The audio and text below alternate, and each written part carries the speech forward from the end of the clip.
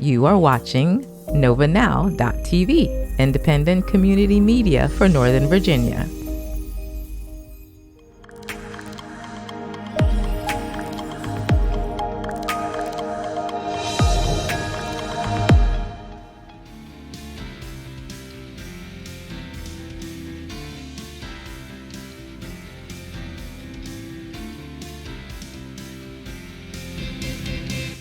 Good afternoon. My name is Ian Pryor. I'm the Executive Director of Fight for Schools. Here we are again, discussing serious issues of neglect of duty and incompetence at Loudoun County Public Schools. But before we begin, I want to make clear who has not neglected their duty in the issues we are here to discuss. The Loudoun County Sheriff's Office. Based on the information that we have seen, they played it by the book, despite once again being given a bad hand by this incompetent school system. By this incompetent school system. For almost 2 years, parents in this county have been fighting to get the Loudoun County School Board to focus on what is in the best interests of the students. We have fought for in-person learning, against race essentialism in curriculum and teacher training, against overly sexualized materials in classrooms and libraries, and against policies that compromise the safety of students and abrogate the First Amendment rights of those same students and teachers. We've asked for a seat at the table to discuss those issues, and we've been met with silence, mockery, claims of engaging in dog whistle politics, and attacks as racists, bigots, fascists, pretty much anything that ends with "ist." And these attacks are not simply limited to angry activists who use social media and the U.S. Postal Service to harass us. They have come from some members of the Loudoun County School Board and even a member of the Loudoun County Board of Supervisors. They've tried to fight fire with fire, but as parents, the fire to look out for the best interests of our children will flame on long after these public officials have moved on. So instead of putting out those flames with water, with negotiation, compromise, and finding a middle ground, they only made us more determined. And since we couldn't get a seat at their table to discuss the education of our children beyond 1 minute every 2 weeks, we have become an effective and much needed watchdog. What we watched unfold this week was horrifying. Here's what we know. Facts. On May 28th, an incident occurred at Stonebridge High School.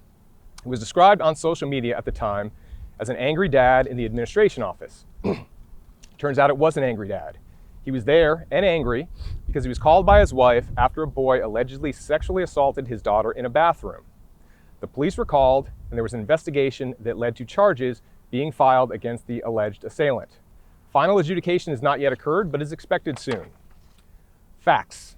On June 15th, the Loudoun County Democrat Committee announced on social media that it would be busing people in for a rally for the Loudoun County School Board meeting on June 22nd, where proposed policy 8040, which would allow boys to use girls' bathrooms, would be debated and potentially passed. The announcement listed the time of the rally at 3:30 p.m. This seemed odd to parents who typically speak at school board meetings. The second school board meeting of the month, which this was, is typically at 6:30 p.m. Facts. LCPS routinely announces the meeting and opens sign up for public comment at 8 a.m. on the Friday before the school board meeting. On Thursday, June 17th, LCPS opened up signups for public comment at 8 a.m. and informed the public that the meeting would be at 4 p.m. The result was that most of the first 20 speakers at the June 22nd meeting were overwhelmingly in support of proposed policy 8040. Further, for the first time, the school board turned the cameras away from the speakers. Facts. While most of the first 20 speakers were supportive of proposed policy 8040, the rest of the 250 plus people that signed up to speak were largely there to voice opposition to a variety of school board policies and actions, including proposed policy 8040. One speaker in that first 20 directed her comments to that audience and said she saw the hate dripping from the followers of Jesus and their children. She was booed. Chairwoman Sheridan scolded the audience, recessed the meeting, and when she returned, she gave the speaker back her time.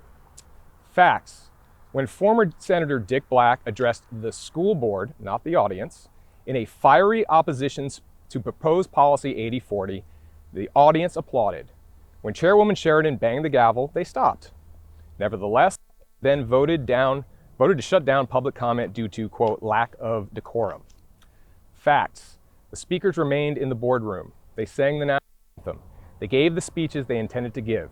Superintendent Ziegler then declared an unlawful assembly, despite no apparent threat of violence, as is required by law for a declaration of unlawful assembly under VA Code 18-2406. Facts.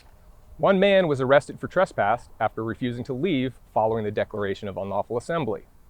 One man was arrested for disorderly conduct after getting into a scuffle with sheriff's deputies. The video of that has been played on local and national news since that day. In that video, the man's wife can be heard stating that her daughter was raped in a bathroom in a school as her husband was being arrested. The man is named Scott Smith. It is his daughter that was allegedly sexually assaulted in a bathroom at Stonebridge on May 28th. Facts. Later, during that same meeting, without an audience present, Representative Bartz asked Superintendent Ziegler if there had been a pattern of assaults in bathrooms at LCPS. Ziegler responded he was not aware of a record of any assaults in bathrooms. Note that Ms. Bartz did not ask if any sexual assaults had occurred in bathrooms. She asked if there was a pattern. Superintendent Ziegler volunteered an answer to a question that he was not asked. Facts. Many of us here learned what happened at Stonebridge and to whom in the days that followed.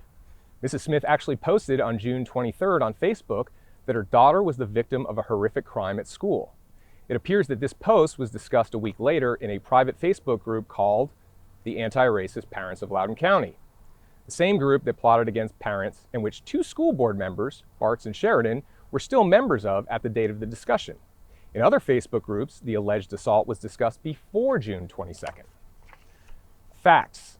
According to a statement from the Loudoun County Sheriff's Office, the alleged assailant was arrested on July 8th.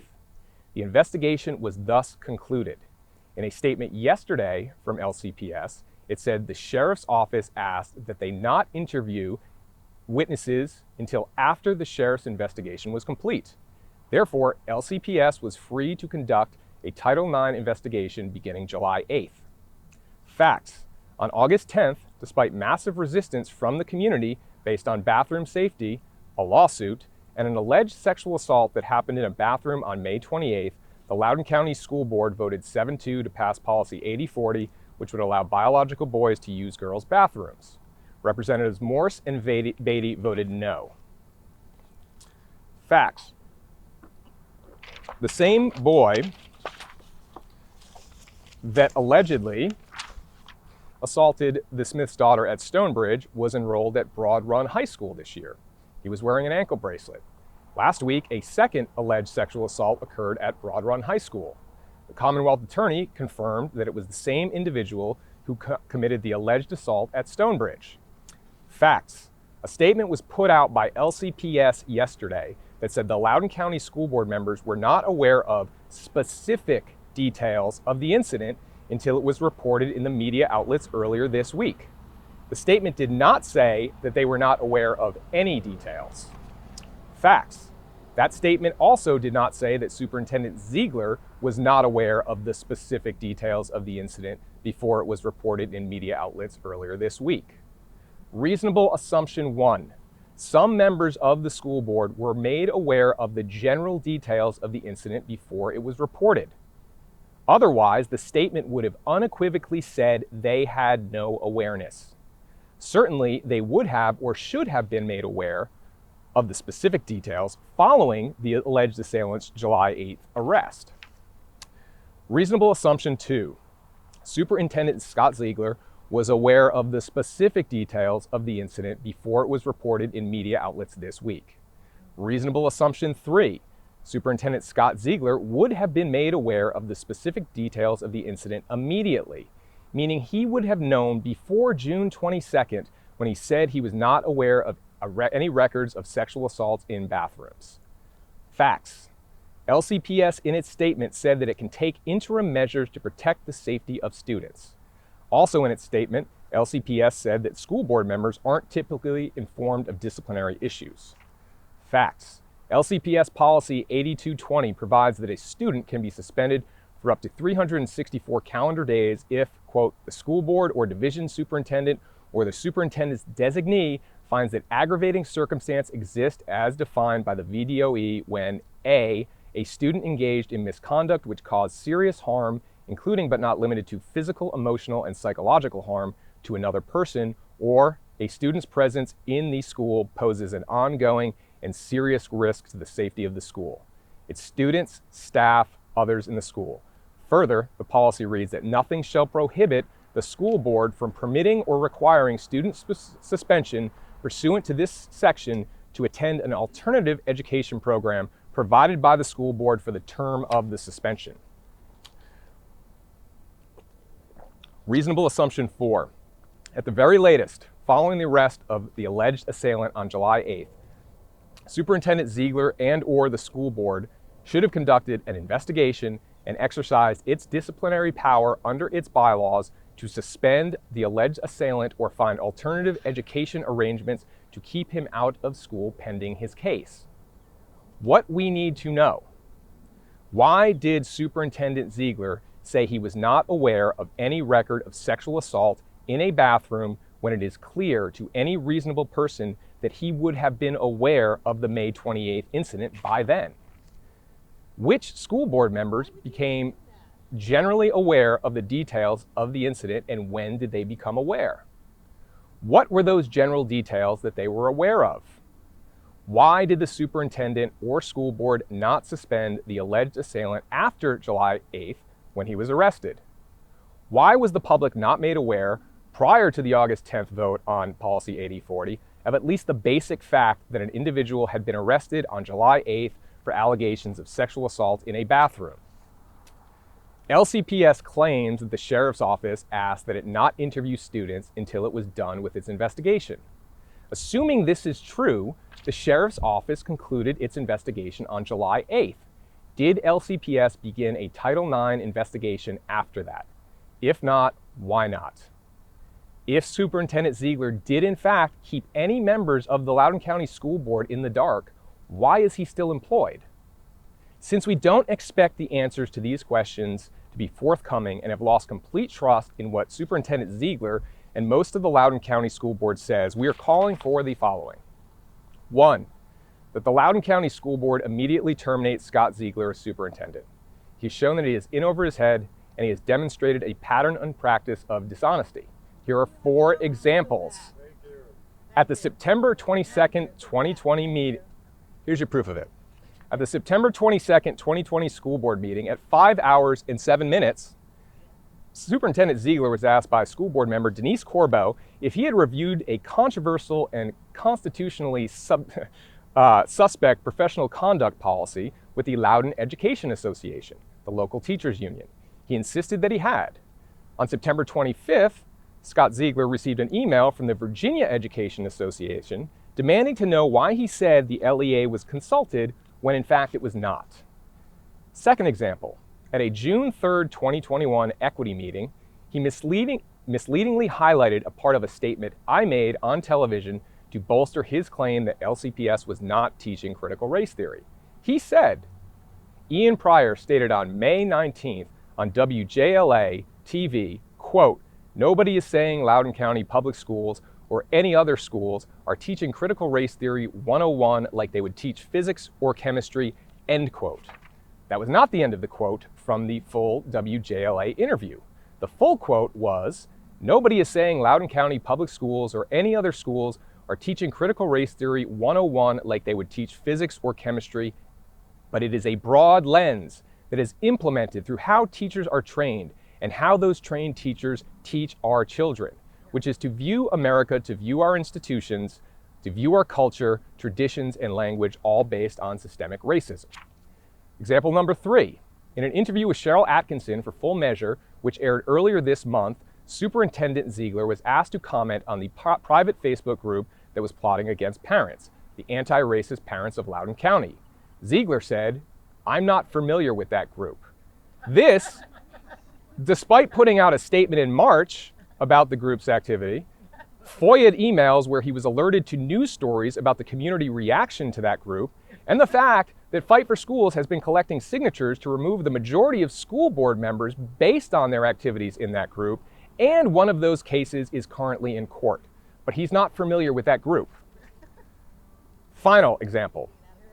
Superintendent Ziegler continues to deny the use of critical race theory in LCPS, despite the fact that former Superintendent Eric Williams said in an email last year to a constituent, quote, "While LCPS has not adopted CRT, some of the principles related to race as a social construct and the sharing of stories of racism, radicalized oppression, etc., that we are encouraging through the action plan to combat systemic racism in some of our professional learning modules and our use of instructional resources on the social justice standards do align with the ideology of CRT."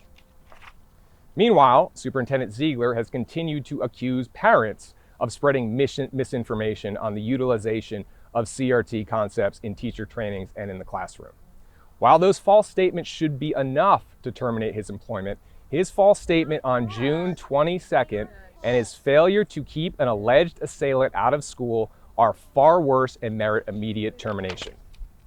Request number 2, that any member of the Loudoun County School Board that had at least general knowledge of the May 28th incident, yet still pushed through a vote on policy 8040 before the criminal case had concluded and a conviction potentially could be made public pursuant to applicable law, should resign. Request number 3, that the remainder of the Loudoun County School Board hire an independent law firm to conduct an independent investigation with a report to be made public into how the system failed in this instance and any other instances that the public is not aware of, and recommendations for improvement in the system. LCPS paid the Equity Collaborative $500,000 to do an investigation, recommendations, and report on systemic racism. Certainly they can commission one to investigate whether there is a systemic failure to protect students from sexual abuse. And finally, given that the Department of Justice is very interested in the comings and goings of Loudoun County, we ask that Attorney General Merrick Garland order Assistant Attorney General Kristen Clark of the Civil Rights Department, as well as the United States Attorney for the Eastern District of Virginia, to open Title IX investigations into Loudoun County Public Schools. Thank you.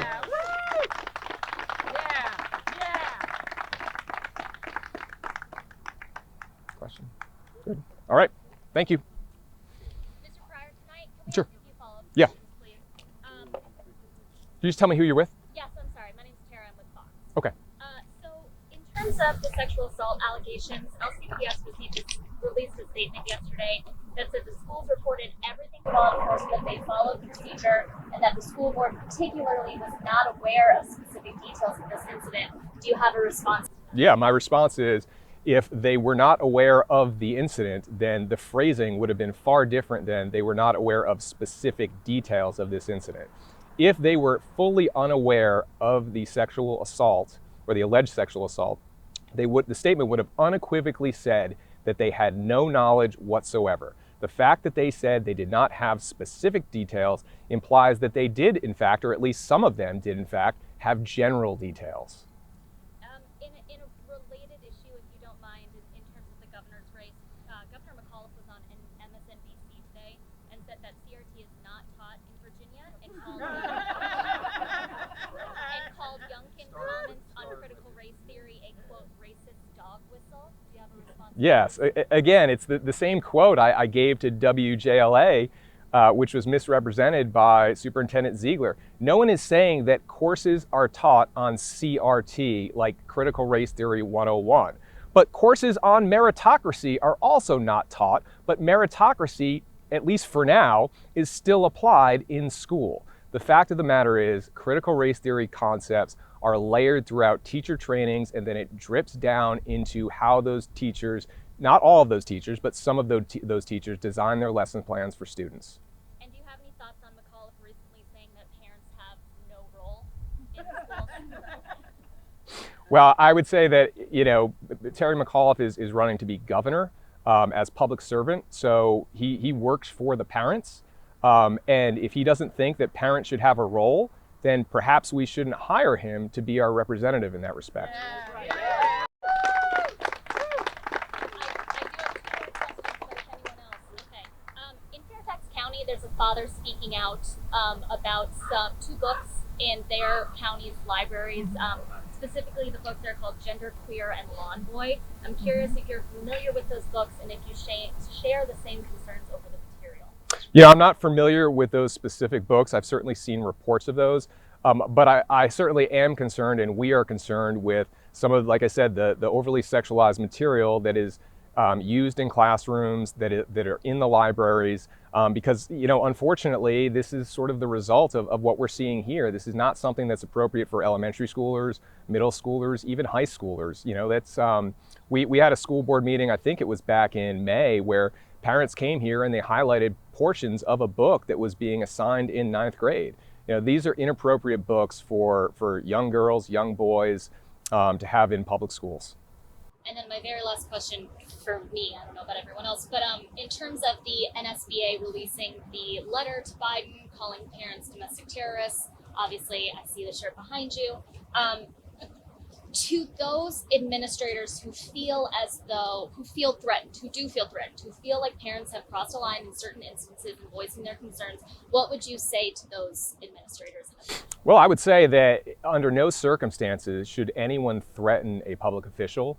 No circumstances should anyone threaten a public representative, but harassment and intimidation are vague and overbroad concepts, and they can be abused at a subjective level. What is intimidation? Is that raising your voice at a school board meeting? What is harassment? Is it having a press conference right outside of the school building? I don't know. You'd have to ask them, but that's the problem when you have these, constitutionally overbroad directives coming from the Attorney General's office. And I would also add, I worked at the Department of Justice. I worked on several Attorney General's memos, and I can tell you that memos like that take a long time to construct and to pass through all the divisions that need to go through in DOJ, subcomponents, other agencies, other departments. The National School Board Association sent out that letter on October 30th, which was a Thursday. DOJ sent out its memo the following Tuesday. So we have roughly 2.5 business days where the Department of Justice would work with the Office of Legal Policy, the Office of Legal Counsel, the Criminal Division, the FBI, the Department of Homeland Security, White House Counsel's Office, the White House, the press team, all to put this thing together. Doesn't seem right to me. Seems like maybe this was something that was planned ahead of time, and that NSBA letter was used as a trigger for this to be released for purely political purposes. And does the DOJ's involvement alarm you? It certainly does. I mean, the DOJ is supposed to be a non-political law enforcement mechanism. I think if you look around the country, you see rising crime spikes. Maybe that's something that they should be focused on, the murder rates in some of these cities. And, it's really something to see just how far crime has spiked in, the past year and a half. And I think they should probably put their focus there. Following up to that question, multiple DOJ employees testified before Congress in the last couple weeks, and they were questioned about this letter. They said that it, very clearly was only going after threats that were crimes, and they said that the DOJ supports free speech. How do you square those comments that they made to Congress with the actual with the letter and how? Well, I'd say the NSBA letter referred specifically to the incident in Loudoun County involving Mr. Smith. And, now we see what the story was. So I think that maybe the NSBA and DOJ need to do a better job of specifying exactly which incidents and what kind of conduct that they are talking about, because by framing it as harassment and intimidation, it is a chilling, unconstitutional memo. What actions are you and Fight for Schools prepared to take if there is no immediate resignation for Superintendent Ziegler? We will continue to call for these actions, but if there are no actions forthcoming, then we'll have to move up the ladder and perhaps talk to our federal legislators to look into potential Title IX violations. Would you go straight to the federal legislators as opposed to state first? We're right in the middle of an election here, and I think that going to the federal legislators specifically for a federal issue like Title IX is probably the quickest way to get some action. And I would add that the Attorney General is going to be before House Judiciary next Thursday and Senate Judiciary next Tuesday. And we've already seen a letter from Republican leader Mitch McConnell that he wants answers on, Loudoun County. And I would presume that this being now, a 4-day story, national news might also come up. And one more thing, it's LCPS's official position that board members didn't know about the May 28th incident until it was reported by the media earlier this week in the Daily Wire. It seems like you take issue with that account, right? Yes. Well, again, if they didn't know, the statement would have said unequivocally that they didn't know. Instead, it was worded clearly by a lawyer to say that were not aware of specific details of the incident, not of the incident. Is that an assumption on your part? Just kind of nitpicking? What outlet are you with? So I'm the Loudoun County Democratic Party. And you're here to defend this? Yes. That's you're disgusting. You're disgusting. You are defending what happened here. No, I'm saying that they deserve an investigation and that this shouldn't be a witch hunt. No, it's You don't know what the facts are. No one does. Agree, and that's why we called for an independent investigation commissioned by the school board to investigate. All right. Thank you all very much.